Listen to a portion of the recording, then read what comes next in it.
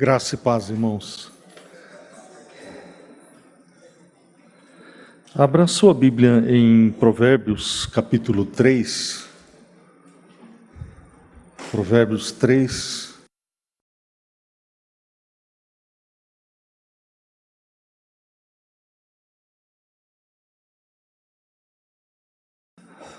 Nós vamos ler os versículos 5 e 6. Provérbios 3, 5 e 6. Diz assim a Escritura: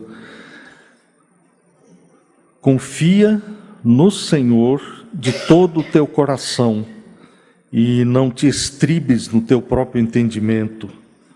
Reconhece-o em todos os teus caminhos e ele endireitará as tuas veredas. Confia no Senhor de todo o teu coração e não te estribes no teu próprio entendimento.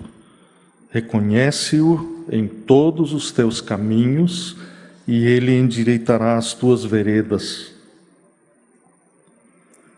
Pedimos a Ti, Espírito de Deus, enquanto ouvimos a Tua palavra, que o Senhor fale ao nosso coração, que o Senhor nos conceda a graça para ministrar a palavra e para ouvir a Tua palavra, e que Tu operes a Tua boa, agradável e perfeita vontade em nossa vida. Te suplicamos no nome de Jesus. Amém. Nós temos aqui dois mandamentos no verso 5, um mandamento positivo e um negativo. É uma ordem de confiar no Senhor de todo o coração e uma proibição, não nos estribarmos ou não nos apoiarmos no nosso próprio entendimento. A minha tradução usa a palavra estribar. Ela é muito significativa, tem associação com estribo. Quem conhece estribo de sela de cavalo sabe que para subir na sela você precisa se apoiar o pé apoia um pé para montar o cavalo, né? A figura é muito viva, só que é uma proibição, não faça isso. E nesse início de ano, esse momento é muito importante, e eu já queria lançar de pronto um desafio para os irmãos decorarem esses dois versículos. Eu não sei qual o método que você usa para decorar a palavra, mas decora, toma isso como um propósito de fazer isso agora. Começa hoje e decora esse texto como um texto base para o seu dia a dia. E à medida que nós formos estudando, você vai perceber como é fundamental. Esse texto é de uma importância vital para a nossa vida. Ele começa falando para confiar no Senhor. Nós muitas vezes lemos textos onde aparece essa expressão no Senhor ou do Senhor, mas sem dar a devida ênfase. Nós lemos: confia no Senhor de todo o teu coração e não te estribes no teu próprio entendimento. Mas não é isso. Confia no Senhor. A ênfase é no Senhor. Ele está chamando a atenção para o Senhor. É muito importante lermos da maneira adequada, maneira correta. Senão nós na própria Bíblia, nós perdemos o Senhor de vista. Né? Se torna uma coisa mecânica, como se fosse uma técnica. Ontem eu recebi um videozinho de uma música evangélica, né? Gospel, falando: pode confiar, vai dar certo, confia, os teus planos, os teus sonhos, pode confiar, vai dar certo. Mas em nenhum momento o autor dessa letra se lembrou de que é preciso chamar a atenção e voltar a nossa atenção para o Senhor. Não é pensamento positivo. Muitas vezes nós queremos fazer com que a vida dê certo usando métodos ímpios, métodos que os ímpios usam para se animar nesse mundo, como é chamado, vale de lágrimas. Realmente esse mundão é um deserto, é um vale de lágrimas. E o ímpio, ele precisa de um esforço, de alguma coisa que faça o dia a dia dele valer a pena, para ele não se suicidar, para não parar para tirar a própria vida, porque não tem esperança, não tem nada que anime a vida dele. Talvez um dos textos mais tristes da Bíblia é o texto de Efésios, que diz que nós estávamos no mundo, estávamos sem Deus e sem esperança no mundo. Para mim é um dos textos mais tristes das Escrituras, sem Deus e sem esperança no mundo. Essa é a descrição do homem sem Deus. Mas muitas vezes o próprio cristão esquece isso e vive como se Deus não estivesse, como se Deus não fosse. Quando Deus diz eu sou, é muito mais amplo, muito mais profundo, muito mais intensa a ideia do que nós às vezes concebemos.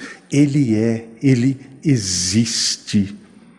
E eu preciso levar isso em consideração e confiar no Senhor de todo o coração.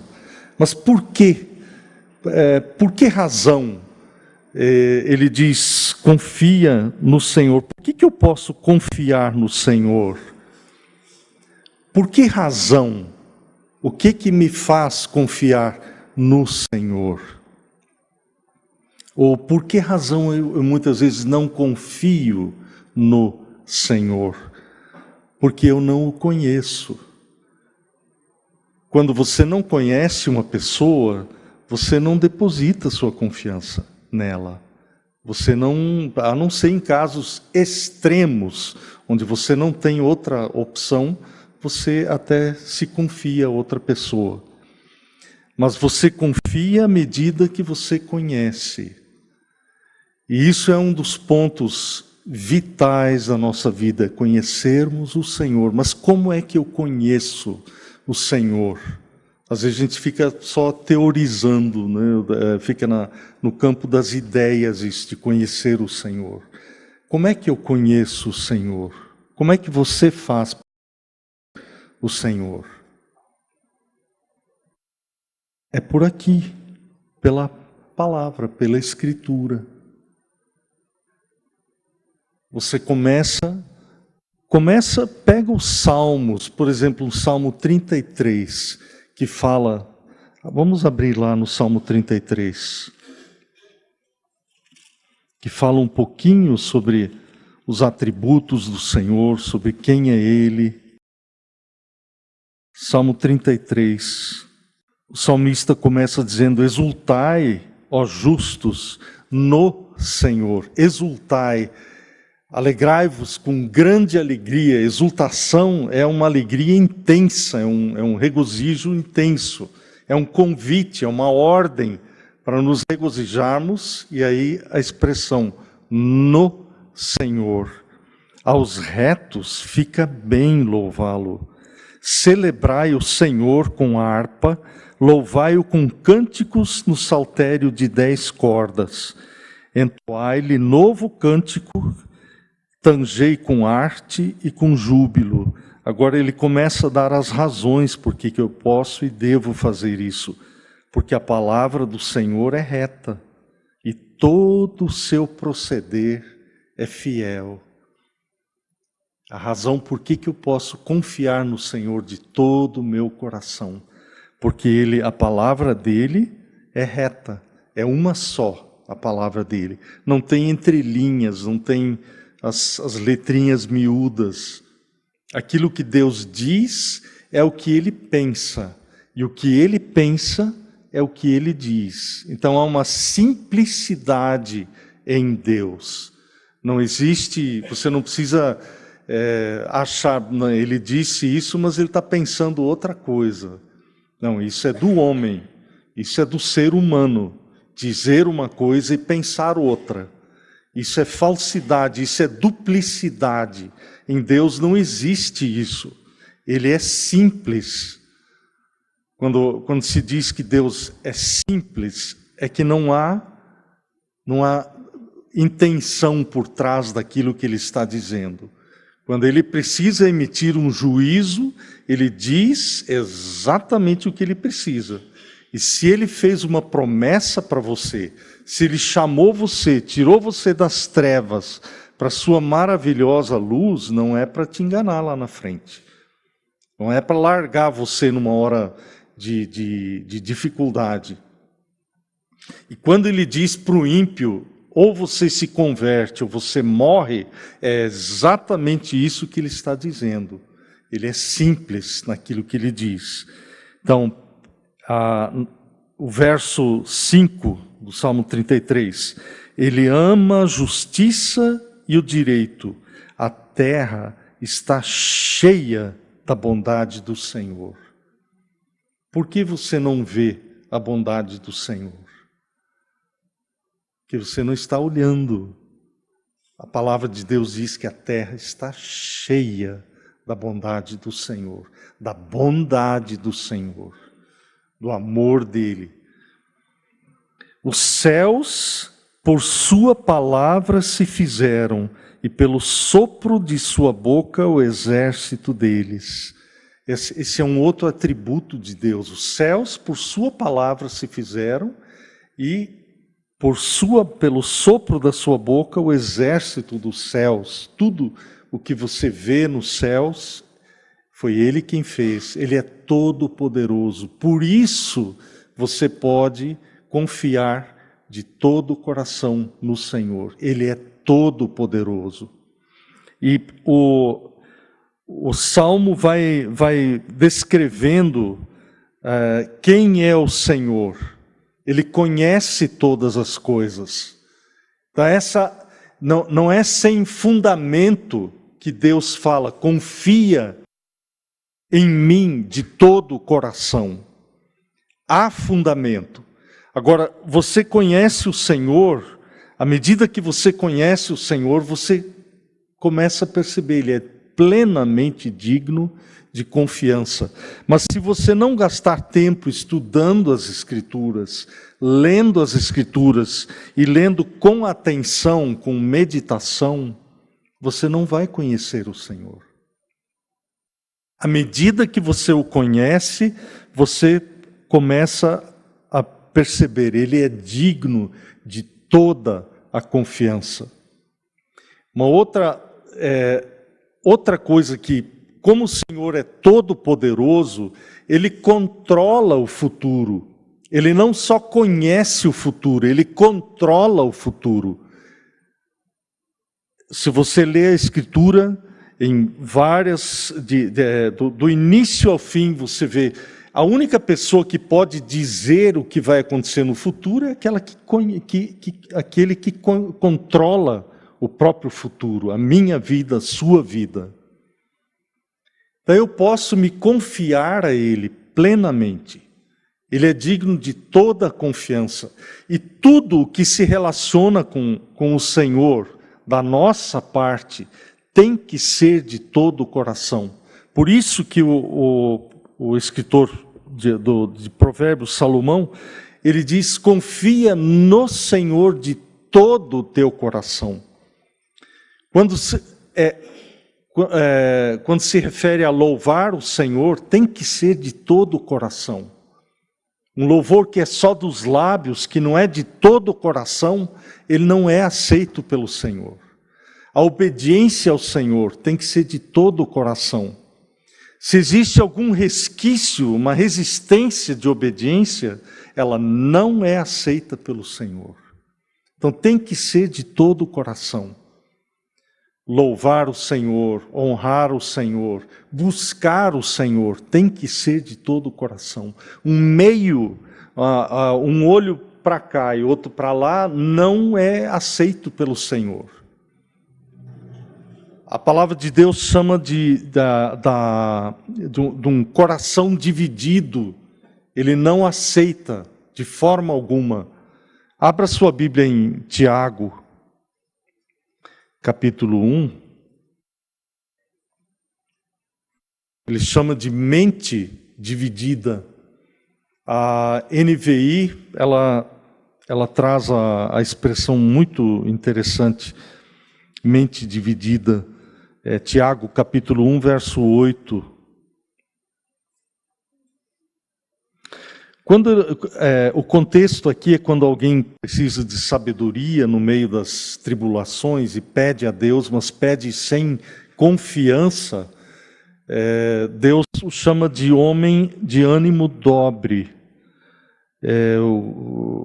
Tiago 1,8, ele diz, esse homem é inconstante em todos os seus caminhos. A pessoa é inconstante, a pessoa que tem, uma hora está bem, outra hora não está, uma hora confia, uma hora não confia, não é de todo o coração. E a NVI fala que esse homem é um homem de mente dividida.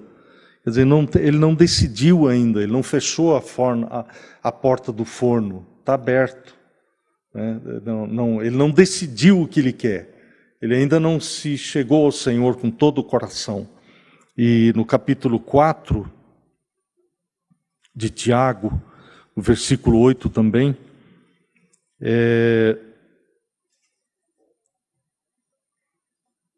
o apóstolo Tiago diz: chegai-vos a Deus, e Ele se chegará a vós outros.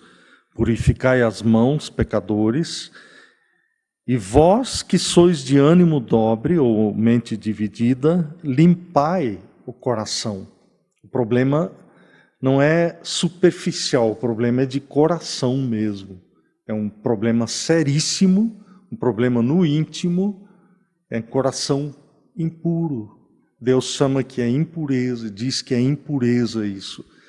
E a falta de confiança no Senhor, ela é grave, é um pecado grave. Não é uma coisa que, não é tão sério assim. Não, isso é vital. Eu falei no início que é um assunto vital para nós. Se você não confia no Senhor de todo o seu coração, você tem mente dividida. E a palavra de Deus diz que isso é impureza. Então é sério, é grave. Essa confiança no Senhor. Nós temos um exemplo em Mateus 14, uma história bem conhecida nossa, quando o Senhor Jesus anda sobre as águas.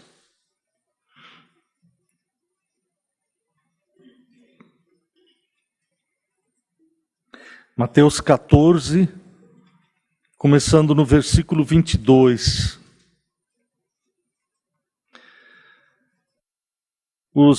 Nós não vamos ler todos os versículos, mas a história é que os discípulos estavam... Jesus ficou no monte orando sozinho, os discípulos foram atravessar o lago. E no verso, quando eles, na quarta vigília, já bem de madrugada, Jesus foi andando sobre as águas em direção ao barco. Quando os discípulos viram Jesus, eles acharam que era um fantasma e gritaram com medo, gritaram aterrados. Aí Jesus, no verso 27, ele diz: Jesus imediatamente lhes disse: tende bom ânimo, sou eu, não temais. Respondendo-lhe Pedro, disse: se és tu, Senhor, manda-me ir ter contigo por sobre as águas. E ele disse: vem.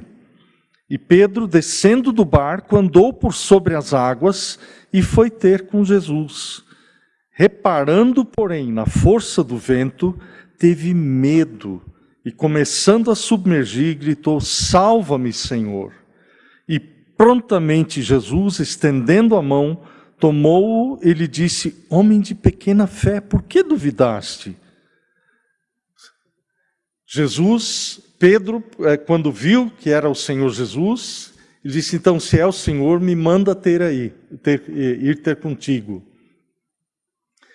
Quando Jesus o chamou, Pedro pôs todo o peso dele sobre a palavra do Senhor Jesus. Ele confiou nele. Humanamente é loucura andar sobre a água, não se anda sobre a água. Mas Pedro pôs a confiança dele na palavra do Senhor Jesus. Ele confiou de todo o coração e desceu do barco, começou a andar sobre as águas. Mas é interessante a palavra, reparando ele na força do vento, ele começou a olhar para o lado, ele tirou os olhos do Senhor Jesus. Ele começou a reparar nas circunstâncias e começou a afundar, porque ele tirou o coração dele, tirou a confiança do Senhor Jesus. E ele gritou com medo, ele teve medo e começou a afundar e gritou, mas gritou para a pessoa certa. E o Senhor Jesus prontamente estendeu a mão, mas ele o repreendeu. Por quê? Porque a falta de fé, ela é o oposto o medo, aliás, é o oposto da fé, é uma fé invertida. Tira os olhos daquele que tudo pode, daquele que tudo sabe, daquele que tem o controle sobre as circunstâncias. O livro de Eclesiastes diz que homem nenhum pode conter o vento. E quando o Senhor Jesus manda acalmar o vento, não nessa ocasião, mas noutra ocasião ele fala: acalma-te, emudece. Ele mostra que ele não é um simples homem, ele é Deus. E ele é digno de toda a confiança. Quando ele diz: vem, pode vir. Pedro foi e não afundou, mas quando Pedro repara nas circunstâncias, ele começa a afundar. E é grave, tanto que ele recebeu a repreensão do Senhor Jesus: homem de pequena fé, por que duvidaste? Ele parou de olhar, parou de confiar de todo o coração no Senhor Jesus. E nas suas circunstâncias, nas minhas circunstâncias, como é que nós estamos? Você está olhando para aquele que tudo pode? Nem sempre o Senhor faz acalmar as circunstâncias, mas Ele é o Senhor de todas as coisas. O Jó chegou ao ponto de falar: ainda que Ele me mate, nele confiarei. E nós condicionamos muitas vezes a nossa confiança. Se Ele fizer, se Ele mudar as coisas, se Ele melhorar a minha situação, eu vou confiar. Mas não é assim que funciona com Deus. Eu acho que o conselho mais espantoso que eu já recebi na vida foi uma circunstância onde eu não sabia o que fazer quanto ao meu futuro da minha família. Estava numa situação muito, muito delicada e um pastor, ele me falou: Hélio, o que você precisa fazer, ele me voltou para a oração a oração dominical, a oração que o Senhor Jesus ensinou, que o Senhor diz: seja feita a tua vontade, assim na terra como no céu. E esse pastor disse para mim: Hélio, o que você precisa fazer é pegar uma folha em branco, assim, e assinar o seu nome e apresentar ao Senhor. Eu confesso que eu tremi na base quando ele falou isso, porque eu não conhecia o Senhor. Eu era pastor, eu já era pastor, mas eu não conhecia o Senhor. E ele disse: faz isso, põe aqui e deixa Deus preencher os termos aqui. Você só põe a sua assinatura. Essa é a única maneira de chegar a Deus. Você concordar sem saber o que é. Irmãos, foi a melhor coisa, o melhor conselho que eu recebi na minha vida. Esse irmão já está junto com o Senhor Jesus. Mas eu não me arrependo nada. de ter feito isso, de ter seguido esse conselho do irmão. Mexeu comigo, porque minha esposa dependia de mim, só tínhamos um filho, e eu não sabia para onde ir, o que fazer. Mas o Senhor é plenamente digno de confiança, totalmente digno de confiança. Quando você faz isso, você confia de todo o seu coração. Isso implica, é mais do que só confiar. O confiar no Senhor está entrelaçado à obediência a Ele. É um concordar com a palavra dEle. É uma submissão. A fé, ela não é meramente uma coisa intelectual, ela é moral. Implica em obediência, em rendição ao Senhor. Ela é muito mais ampla do que só acreditar em algumas coisas, né? É um compromisso com o Senhor e vale a pena. É um compromisso que o Senhor Ele não te engana, Ele não tem segundas intenções. Mas o nosso texto em Provérbios, ele continua dizendo, ele diz, confia no Senhor de todo o teu coração. E aí ele diz, confia no Senhor de todo o teu coração e não te estribes no teu próprio entendimento, ou não te apoies no teu próprio entendimento. Ou seja, não seja esperto. Essa é uma ordem para não ser esperto, para não confiar nos meus próprios métodos. Ou seja, tira o foco da sua própria inteligência, da sua própria habilidade. Jeremias, Deus falando por meio de Jeremias, ele diz, maldito o homem que confia no homem e faz da carne o seu próprio braço. Não é só o homem que confia no outro homem, numa outra pessoa, mas é que confia em si mesmo. Essa é uma das maiores palavras contra a nossa independência. O problema do ser humano, o problema básico é justamente essa, a independência. Que a serpente falou com Eva, se vocês comerem da árvore do conhecimento do bem e do mal, vocês serão como Deus, e saberão, e terão conhecimento, né? Essa ideia de conhecer, de fazer, de viver, como se Deus não existisse, como se eu não precisasse do Senhor. E o trabalho de Deus na nossa vida, do início ao fim, Ele precisa puxar o nosso tapete. Muitas vezes nós temos que bater o nariz no chão para perceber, olha, eu estou confiando em mim, eu não estava percebendo isso. Por quê? Qual é a razão das provações na nossa vida?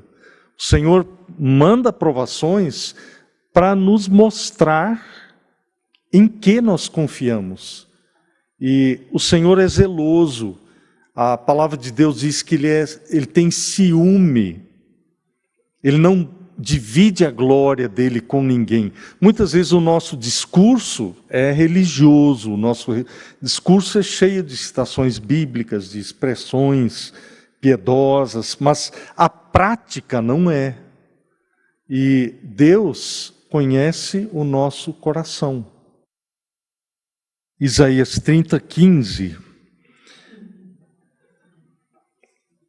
o profeta escreve assim, que assim diz o Senhor Deus, o Santo de Israel, em vos converterdes e em sossegardes está a vossa salvação, na tranquilidade e na confiança a vossa força, mas não o quisestes. Ele está falando, por que converter? Por que falar de conversão para a igreja? Por que falar de conversão para o povo de Deus? Que muito fácil perder o rumo. Um navio, se ele não corrigir constantemente o rumo dele, ele perde o rumo. Uma nave espacial, ela constantemente tem que observar se está saindo ou não do rumo e corrigir o seu rumo. E a conversão, Deus diz que é na conversão e no sossego. Esse sossego que ele está falando é aquela ideia de baixa a bola. Para com essas artimanhas suas diante da vida. Nós precisamos trabalhar? Precisamos, mas onde está a nossa confiança? Nós estamos nos apoiando em nossa própria esperteza, em nossos próprios métodos, ou nas circunstâncias. Onde é que nós estamos nos apoiando? Nosso íntimo é só Deus quem conhece, mas Ele conhece. E se você se volta para o Senhor e diz: Senhor, eu quero aprender a confiar em Ti de todo o meu coração, Deus leva a sério a oração. E a vida não começa a melhorar, a vida começa a ter seus percalços.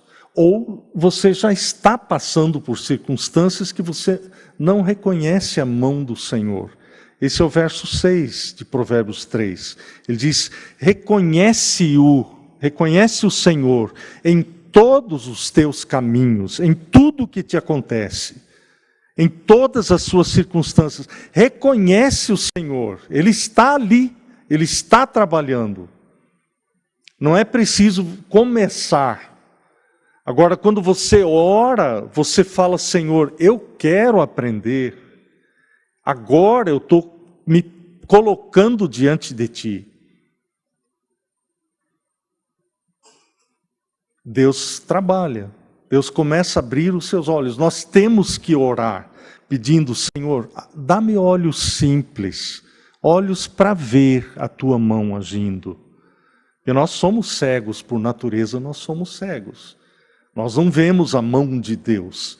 Nós vemos um jardim bonito, nós falamos: puxa, mas o dono, olha, investiu nisso. Mas que jardineiro talentoso! E nós esquecemos que isso tudo são causas secundárias. Quem fez aquele jardim bonito é Deus, Ele é a causa primária. Não fosse a bênção do Senhor, não fosse a graça de Deus, não teria aquilo. Se você tem capacidade no seu trabalho, Deus é quem te deu essa habilidade, você está desenvolvendo. Como um mordomo, deve desenvolver suas capacidades, mas é Deus quem te deu essa capacidade.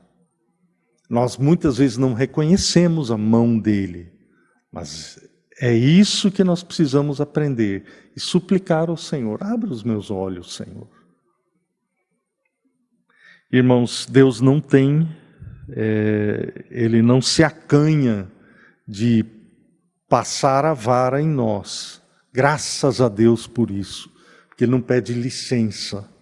Às vezes a gente recebe um e-mail ou alguma coisa assim, lê alguma coisa assim, que é Deus falando, né?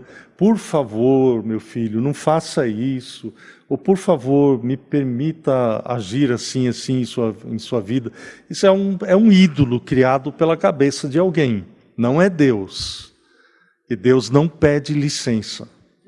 E eu aprendi errado, que Deus é muito cavalheiro, que Ele não entra no coração sem que a pessoa permita. Não, Ele não é cavalheiro nesse sentido, né? Deus é a melhor pessoa que existe. Mas Ele, quando Ele tem como desígnio salvar um pecador, Ele converte o pecador, Ele muda o coração. É um mistério que nós não entendemos. Sem violar a vontade da pessoa, Ele dispõe a pessoa para ela voluntariamente buscar o Senhor. Então, se há no seu coração um desejo de conhecer ao Senhor, não é porque você é bom ou porque você é melhor que o seu irmão, que não quer nada com Deus, ou sua mãe, ou seu pai. Não é por isso, é porque Deus expressou a sua misericórdia para com você. Não é? Então, a gente pode agradecer ao Senhor e se lançar no Senhor. Quando a imagem que sempre me vem à mente quando eu leio esse texto de confia no Senhor de todo o teu coração, é a rede. Quando você deita na rede, você relaxa. Ou, se você tiver dúvida se está bem pendurado ou não, você fica tenso. Você está ali deitado, mas não aproveita. Né? Às vezes, na própria vida com Deus, a pessoa está ali, mas ela não descansa no Senhor. Não há um descanso. E o descanso de Deus, ele só é atribuído, Deus só concede o descanso para quem confia de todo o coração. Então é um privilégio imenso o descanso na eleição, o descanso de que Deus me chamou. Eu era religioso, mas não conhecia o Senhor, até que o Senhor me mudou o coração. Né? E saber que Ele faz isso. E quando Ele faz, isso é eficaz, isso é eficiente, né? Funciona, transforma. Outra razão, eu perguntei por que falar de conversão para a igreja, para os irmãos. Ele diz: em vos converterdes e em sossegardes está a vossa salvação, na tranquilidade, na confiança, a vossa força. Outra razão por que nós devemos falar de conversão constantemente, para nós precisamos ouvir sobre conversão. Quando você lembra da parábola das 10 virgens, o Senhor Jesus diz que 5 eram prudentes e 5 eram insensatas, ou eram imprudentes, né? Mas as 10 dormiram, porque o noivo demorou, elas estavam esperando o noivo. Abra a sua Bíblia lá, vamos ler essa passagem. Mateus 25, começando no verso 1, nós vamos ler até o verso 5. Então o reino dos céus será semelhante a 10 virgens que, tomando as suas lâmpadas, saíram a encontrar-se com o noivo. 5 dentre elas eram nécias ou imprudentes, né? E 5 prudentes. As nécias, ao tomarem as suas lâmpadas, não levaram azeite consigo. No entanto, as prudentes, além das lâmpadas, levaram azeite nas vasilhas.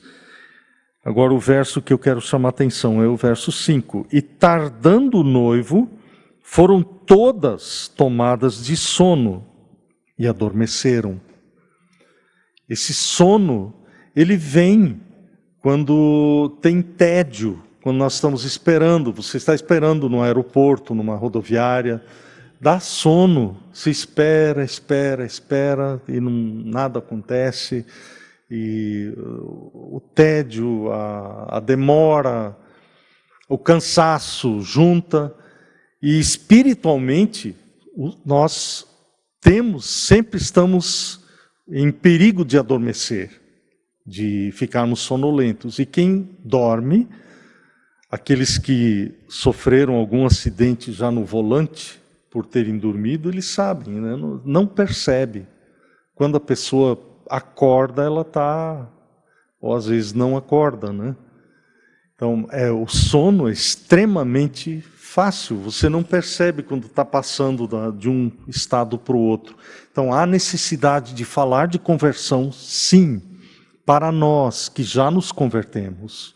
Sim, há necessidade. Que a vida cristã é um constante voltar para o Senhor.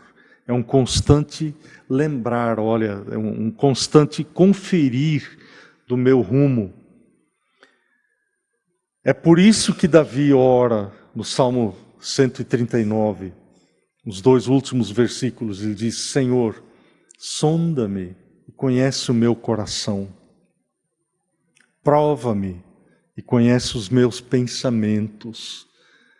É na provação que os meus pensamentos vêm à tona. É na hora da pressão, na hora da provação, que eu começo a perceber quem eu sou de fato.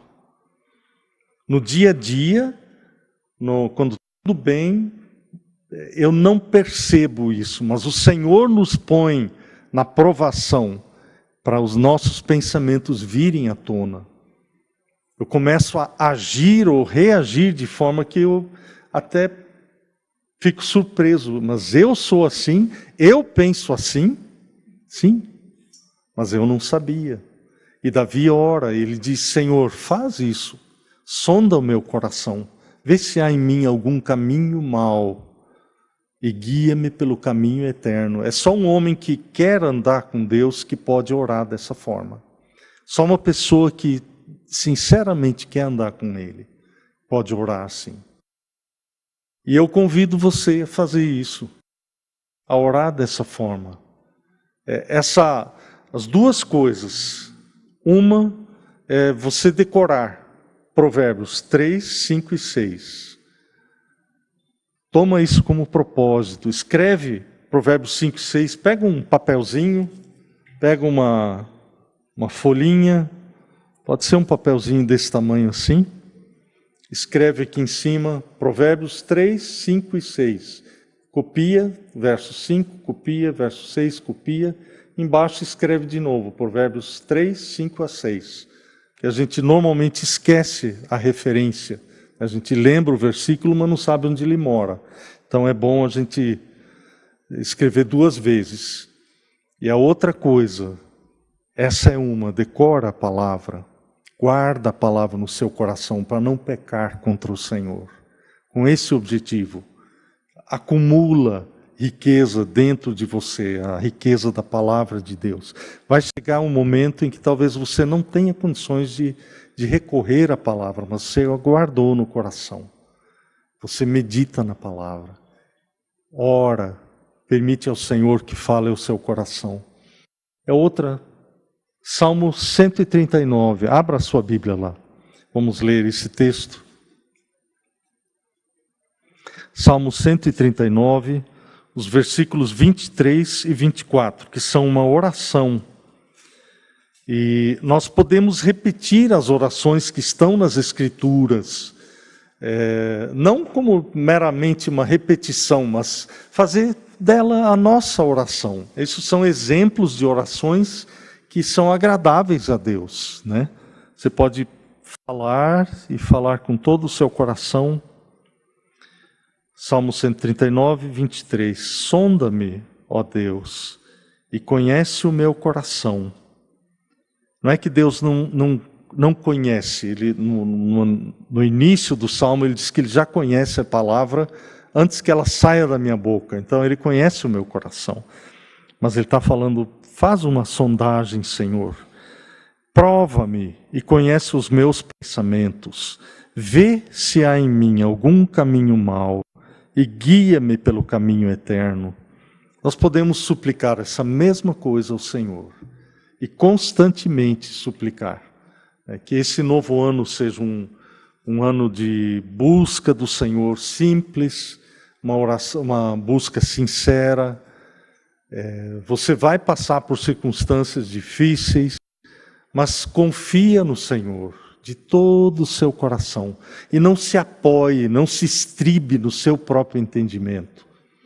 Reconhece o Senhor em todos os seus caminhos, em tudo o que acontecer na sua vida. Reconhece a mão do Senhor. E lembra que o Senhor, Ele nos disciplina, Ele passa a vara, mas Ele disciplina aqueles que Ele ama.